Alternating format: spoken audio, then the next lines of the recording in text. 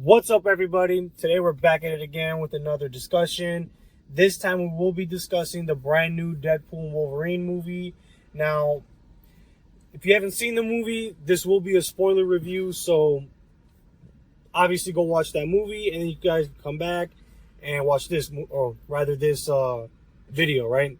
So, obviously I'm back at it again with my boy Kachiman, and we're basically just going to be giving you guys our thoughts and basically just our thoughts around the movie and where we think the culture, not just the movie culture, but pop culture in general, where we think it's going to be shifting pretty soon. And what did you think about the movie? Well, pop culture wise, this came around at a very interesting time. I know the last video we did, we're talking about Eminem and how he's kind of out of culture, even though he kind of does some like modern things or modern references to stuff going on. This movie, obviously, there's a lot of politics around it with the studios and everything. After Disney buys out Fox and this whole Fox or X-Men stuff, because for a while it just seemed like they're just gonna completely wipe the slate. All the other X-Men guys are going. They after what was the last one? Dark Phoenix. Yeah, Dark Phoenix is the last one. No, New Mutants. New Mutants. Everyone forgot about that one. That's so funny. That's the only X-Men movie that I have not seen, actually.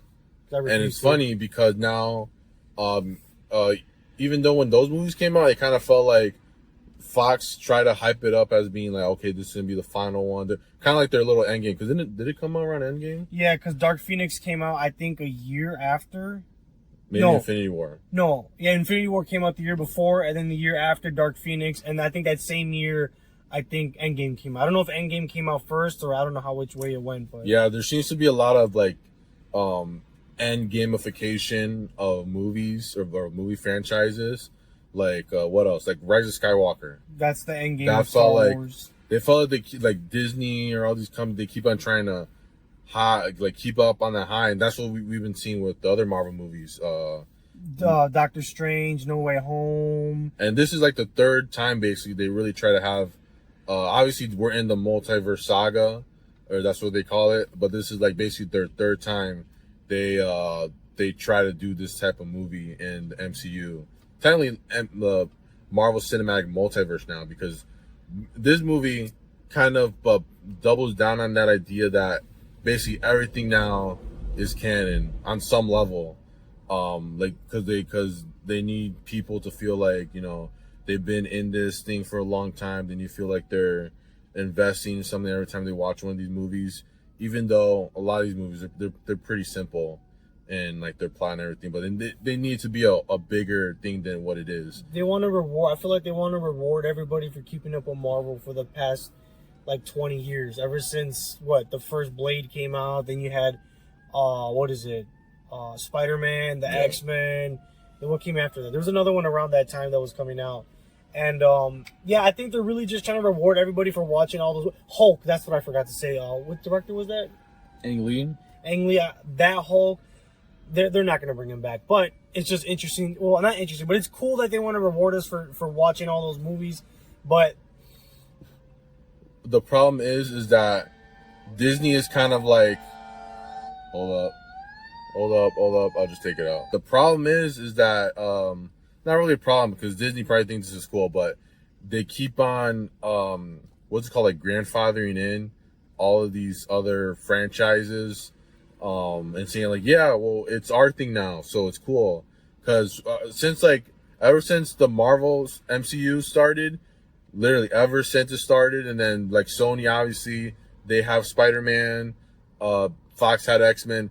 Ever since Avengers came out, there's always been a big debate about which universe is better, or which studio is doing the characters the best, and everyone's just been hating on Tobey Maguire Spider-Man, Andrew Garfield. Yeah, they were hating on Spider-Man 3 up until up until No Way Home came out. And they were hating on Andrew Garfield up until No Way Home came out. Hating on the X-Men movies, but then these guys, they get to be in the Disney movies, and now everything's like, oh yeah, no, they're good, and it's like they're playing on people's emotions. And then again, these new people who said something else a few years ago, they're like, no, this is cool. Literally, once it becomes Disney-fied, it's cool to like it at this point. Like, with everything. Like, even Star Wars. Once what was the show? Ahsoka? It was basically like Clone Wars season 9 or whatever, right? Yeah. That gets put in, they're like, oh, prequels are cool. But the problem we've been having, this is like the third time we tried doing this video. The problem we're always getting into is that whenever we talk about the Marvel, a Marvel movie, we don't even talk about the Marvel movie, or the movie itself. We talk about everything around it. So now we need to actually talk about the movie. That's just a problem with the Marvel movies in general, is that all the movies themselves aren't even about the movies themselves. They're about everything else surrounding it. So as far as the movie is concerned, this movie, I think, was excellent. I'm not going to say it was as good as Logan or something like that, but it was a good movie in the sense that it stood on its own. Like, yes, it did have cameos. It did have callbacks and all that, but the movie still stands by itself. It's just a self-contained story. Because it's weird. It's very meta how Deadpool's like making fun out of the Marvel universe for having cameos. Yet that's what he's doing. Yet somehow they executed better on this movie, which is obviously because, like I said, the movie stands by itself. The story is a very simple story. You know, you have a redemption story and saving your friend's story, right? You get both of that in one. Obviously, Wolverine wants to redeem himself, and then Deadpool wants to save his friends from being blown up by the TVA. I think where it kind of the cameos and stuff kind of were a little better is that it sounds like they did their homework on even like just like some of like the little comic callbacks, like when Deadpool, he starts looking for like the new Wolverine, the comic book accurate. Yeah, that was funny as fuck. That was funny and it's real, because a lot of people, they don't know that, because they're used to Hugh Jackman Wolverine their whole entire life. So then they open up a comic and they're like, why is he 5'4"? He's a little shorter. Well, some of them, like, obviously it's like a Tom Cruise thing where it's like you don't notice it until like there's one panel where it's like, hey, he's kind of short. But they did their homework. They know that, okay, obviously Wolverine's a very important character in the comics. X-Men franchise is really important. So it wasn't like in whatever other movies where they just like they use like the multiverse aspect to just like make whatever they want to do. They actually use things that were in the comics. Now, I'm not saying that they 100% relied on the comics, because one of the main things this movie's what makes it interesting is that Deadpool and Wolverine, from what I understand, they're not really like a combo, like a what's it called, like a duo in the comics. But in this movie, you can already tell once they both showed up on screen, it worked really well. That's because of the actors too. The two actors bounce off each other really well. Yeah. Just because Hugh Jackman is good at playing like the, how do you say, stoic, I guess, like leave me the fuck alone. Bad cop. Yeah, bad cop, and then Deadpool's just like the goofy ass guy. Yeah. Basically, but I mean, yeah, like we said, as far as the movie's concerned, I think it was good. You know, I mean, I know you had a couple issues with the script or with the relationship. Well, the problem that I still have with this movie is that I haven't seen any of the other Deadpool movies, but just watching this one again, I thought it was good. I didn't feel like I was missing out on anything plot wise. Obviously, they had callbacks, so obviously you can just assume stuff. Like, these people kind of think it's like way too hard. Like, what happened in the other one? Blah blah. It's called you assume that things happen. Like, what do you say in the movie? He was like, I made an educated wish or something like that. An educated wish, yeah. You could do that in these movies. It's fine. But I think the problem with this movie is that, well, all the Marvel movies have, I know we got to go back, we got to talk about the other ones again, but still, with these movies, it feels like it feels like it is. This movie had like 5 writers like attached to it. Obviously, Ryan Reynolds, he got the top billing, but he had like 5 other people help him. I kind of assume the same thing is being done with like the directors, or there's only one director in the credits at least. But sometimes in these Marvel movies, it feels like, okay, the most of it feels like its own movie, and then at one point it just starts feeling like Disney or whoever is hired by Disney to make action sequences. They just do their own thing, and it all feels the same. And this has been a kind of a criticism since the beginning of, well, probably around Avengers, where just all the action, once the action becomes so grandiose, it doesn't have like its own flair, or doesn't have its own style to it. It's just like grabbing a bunch of action figures and going like that. Well, because they're so used to doing the big fight scenes that, like, I guess certain people, the people that they hire, or whatever, so they just go like, do this. We want to see this fight. We want to see this big like fighting scene, all this stuff. The main one I'm talking about is when they go into the void, and then they have the final fight before they go back into their own world. It felt very it felt like I was watching a totally different movie at that point, because again, this movie is supposed to be comedic. The other fight scenes, they had comedy in it. The one when they're fighting Deadpool Corp, that one take scene, or supposedly one take scene, you could feel that was like, that felt like the movie. What other fight scene? The very beginning, the first fight scene at the very beginning. The first fight scene felt like it was in tone with Deadpool and everything.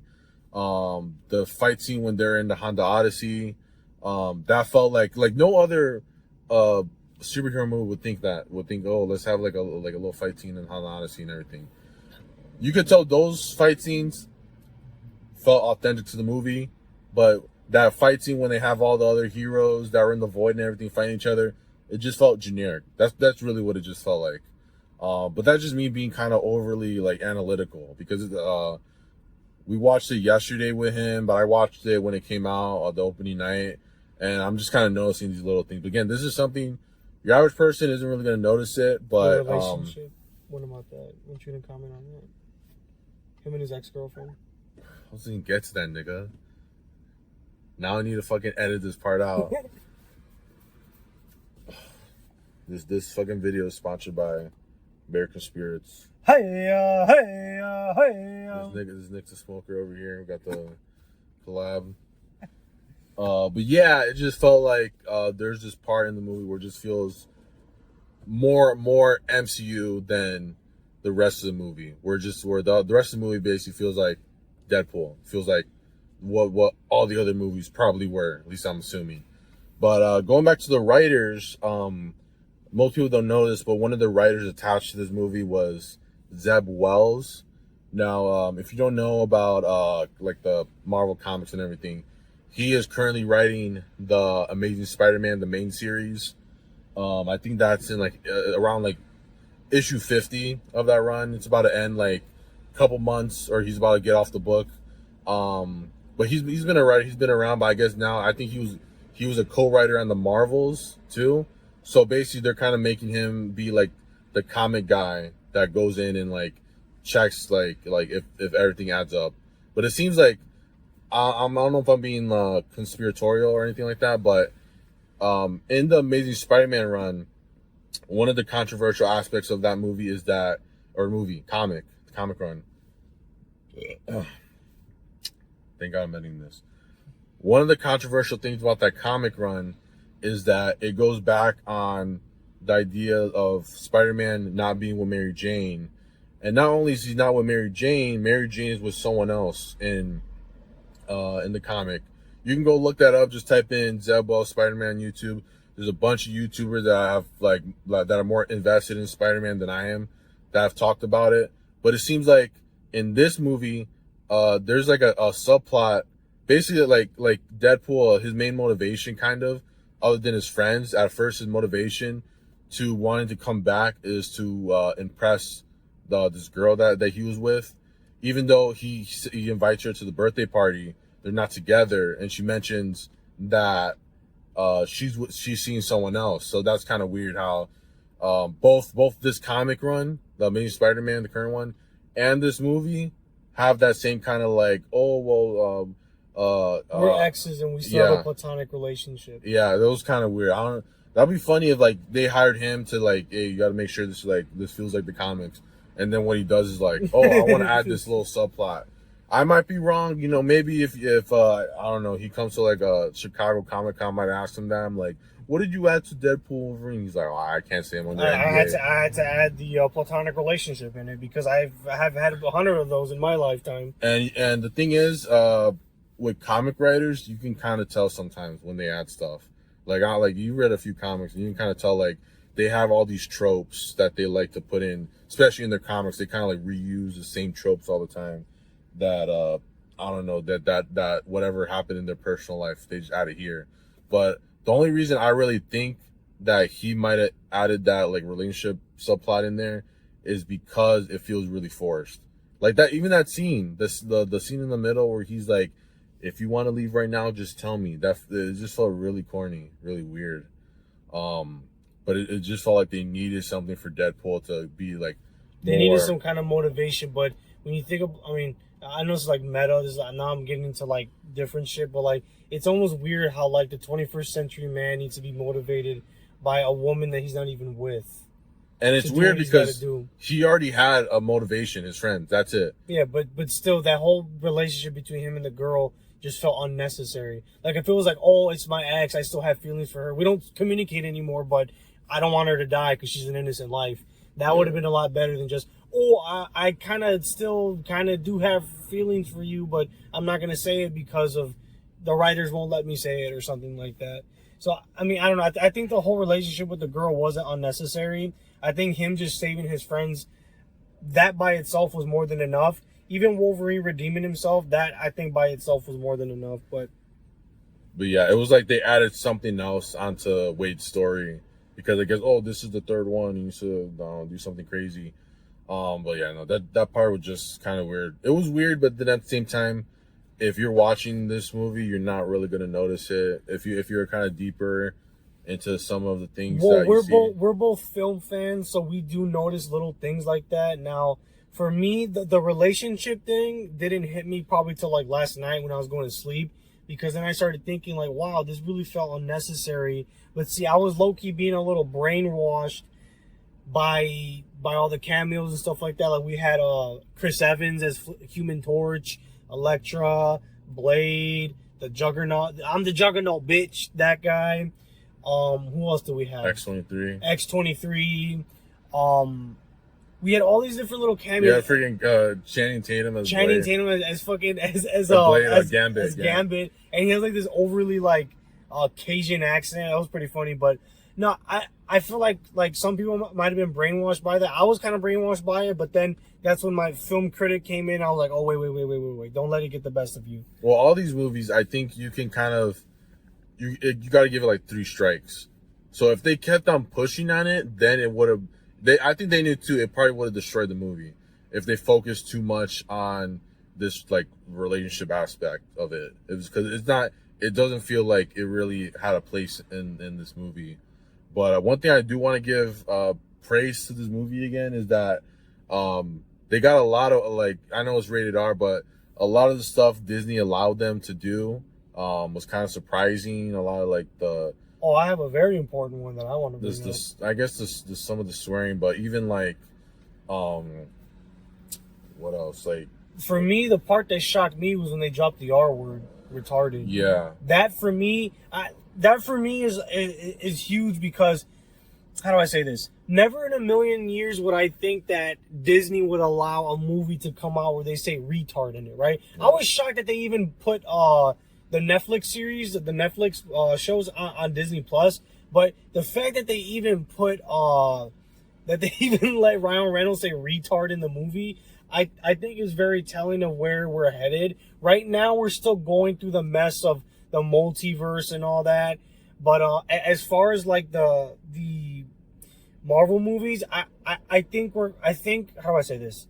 I think we're gonna have a rough couple years, but once Secret Wars is done with, I think we're gonna have a much better era of Marvel movies than we've had in the past previous years. Well, since Endgame, basically everything's been shit. Well, the problem is that this movie, I still feel like it's an outlier. I feel like they needed, or like again, because the whole like kind of premise of this movie was that Deadpool is gonna fix MCU, and when the trailers came out, we kind of thought like, oh, it might actually happen. But then when you watch the movie, this is still like an outlier in like the whole saga. It's not gonna. I don't think it's gonna change the tone at all. of the rest of the movies.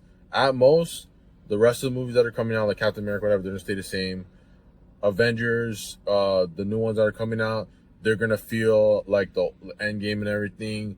This is still an outlier, and we don't even know if they're gonna want to keep on doing this movie. Obviously, this movie's probably doing great right now in the box office, but what are we gonna get after this? Are we gonna get anything remotely like this? Probably, but are they gonna make compromises? Yeah, maybe. Because the thing I was gonna say earlier, they could have brought any like token female character in it. They could have added any sort of mutant character.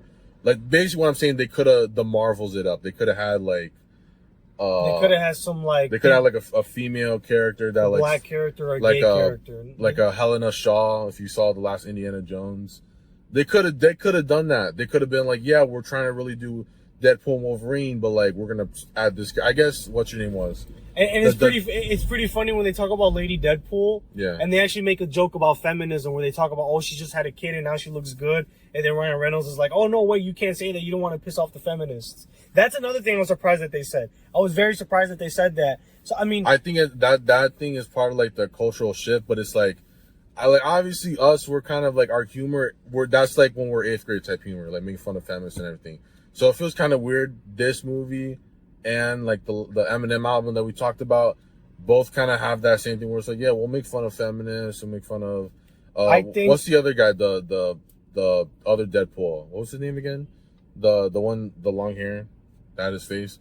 Oh, I forgot what his name. Yeah, but the one that couldn't regenerate, who's called, yeah, the long hair one. Yeah, that guy was supposed, I guess the joke was that he's like a hipster white guy or whatever. So they are kind of getting out these jokes. They're realizing making fun of these people are funny, but they're only going to go so far. And again, this is an outlier because this is obviously a comedy movie.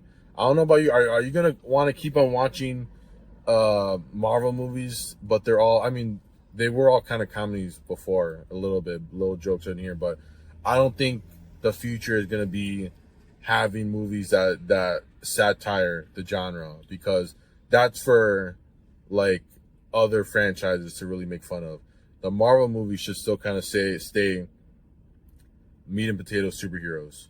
No, yeah, obviously, but for me, this movie represents something even bigger, which is just, I think, the cultural shift that we're seeing. It's not even a cultural shift; it's just a cultural revert. We're going back to the way things were before, before everybody lost their mind with, getting offended about everything. Even like we were talking about this earlier with the SNL skit with what the hell's his name? Shane Gillis, right?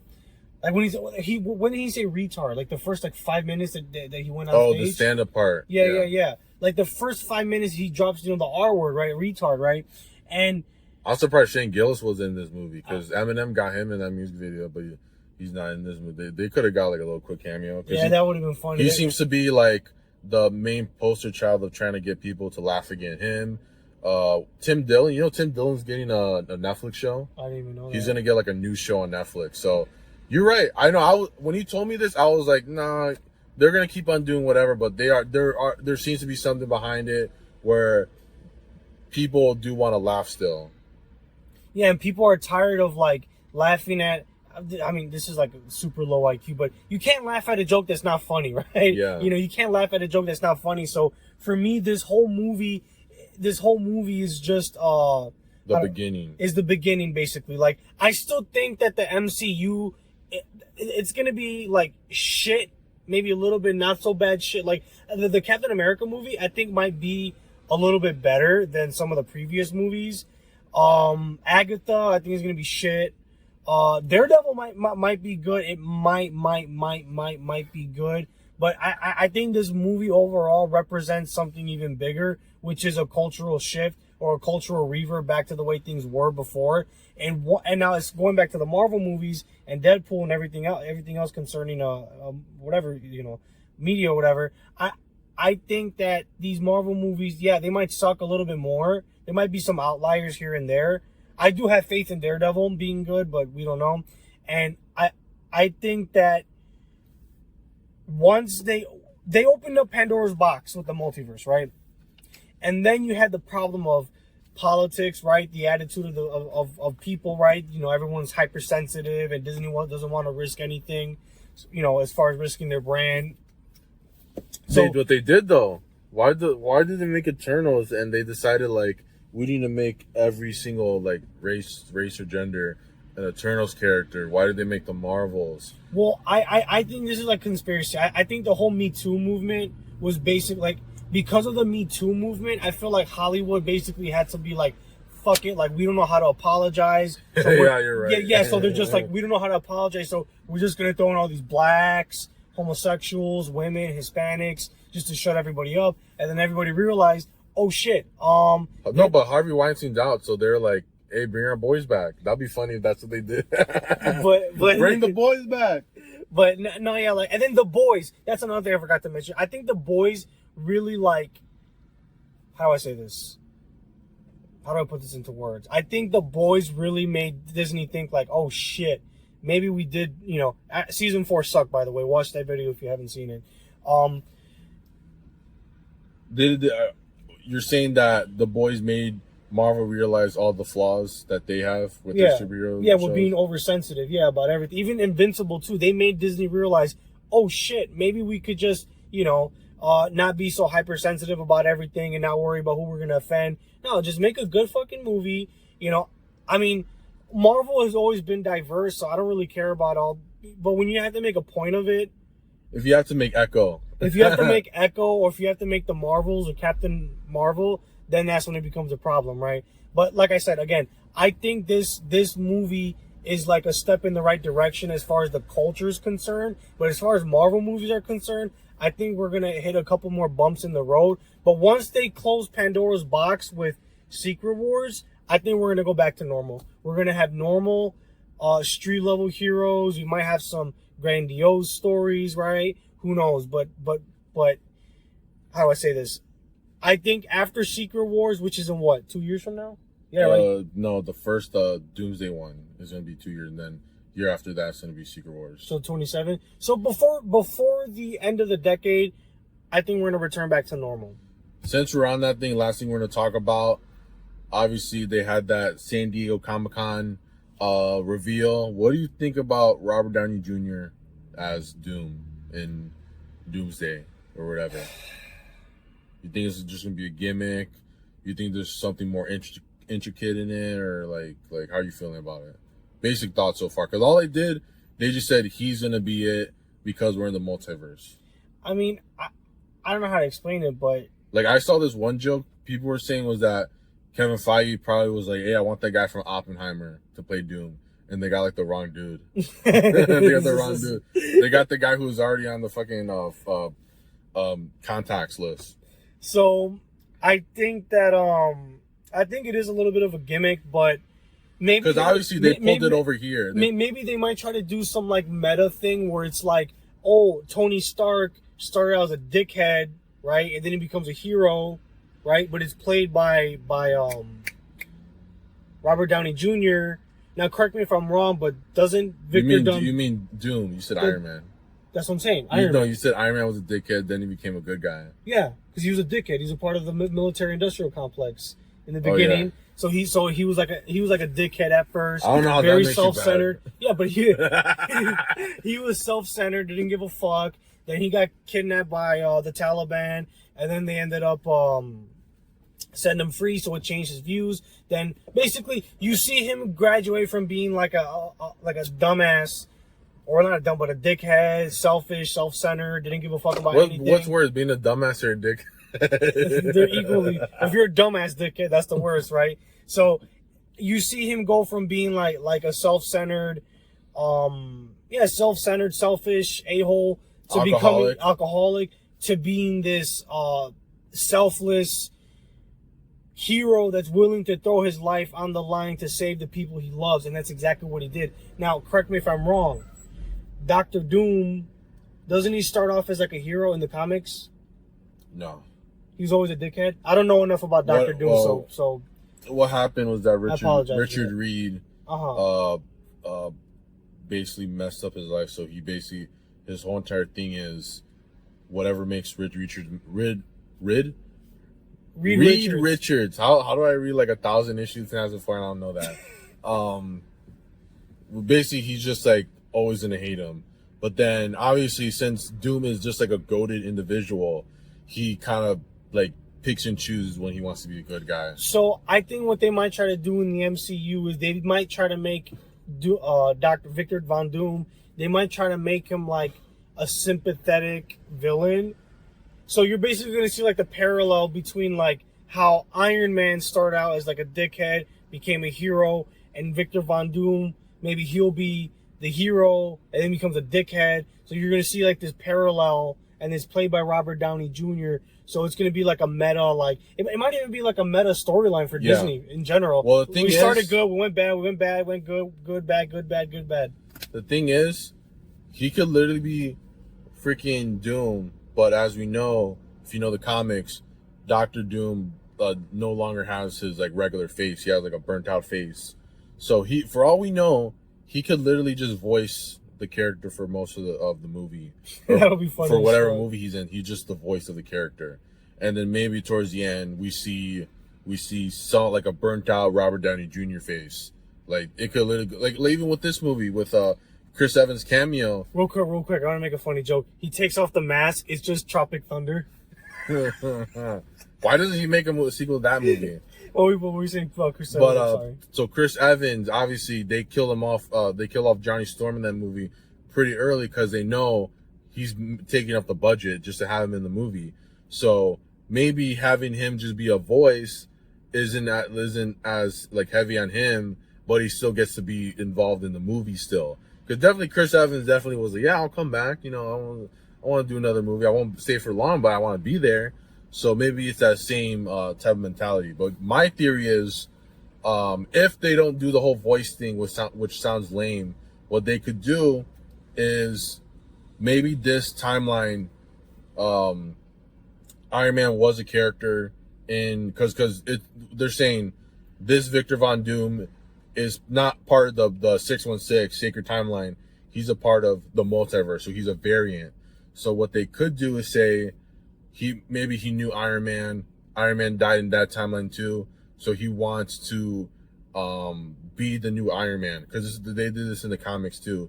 Doom was Iron Man or one of the Iron Men for a minute, and it was funny because it was when Ironheart was also one of the Iron Men. So they're like, we kind of need to even it out, so we're gonna give you Doom as Iron Man and Tropic Thunder as Iron Man. Yeah.